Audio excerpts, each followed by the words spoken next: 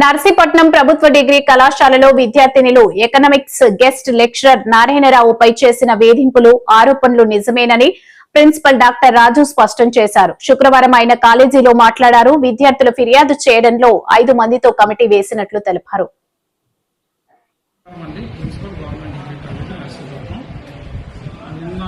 మధ్యాహ్నం 3 గంటలకి కొంతమంది విద్యార్థులు స్టూడెంట్స్ అసోసియేషన్ మెంబర్స్తో కలిసి ఉమెన్ ఎంపవర్మెంట్ సెల్కి వాళ్ళు ఫిర్యాదు చేయడం జరిగింది. ఆ ఫిర్యాదుని నాకు వాళ్ళు తెలియజేయడం జరిగింది. నేను వెంటనే కళాశాలలో ఉమెన్ ఎంపవర్మెంట్ సెల్తో కలిపి ఒక 5 మెంబర్స్ని ఒక కమిటీగా వేసి విచారణ చేయవలసిందిగా కోరడం జరిగింది.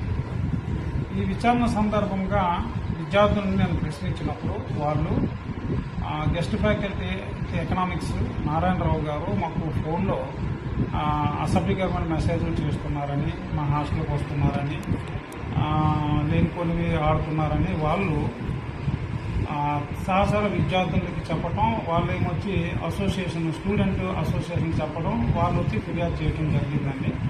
సో నేను 5 మ్యాన్ కమిటీ విచారణ సందర్భంగా వాళ్ళు వచ్చి విద్యార్థులు వచ్చి తమ యొక్క సమస్యలను చెప్పడం జరిగింది.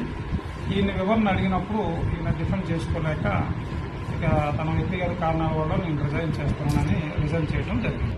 సో కమిటీ నిర్ణయాన్ని ప్రకారము కమిటీ ఇచ్చినటువంటి నివేదికను ఆధారంగా చేసుకునేటప్పుడు అతను డిఫెండ్ చేసుకోలేక ఆరోపణలు ఇతను నిలదొక్కుకోలేకపోయాడు వాళ్ళు చెప్పినట్టుకి. దానికి పర్యవసానంగా తను రిజైన్ చేసేసి వెళ్ళిపోవడం జరిగింది.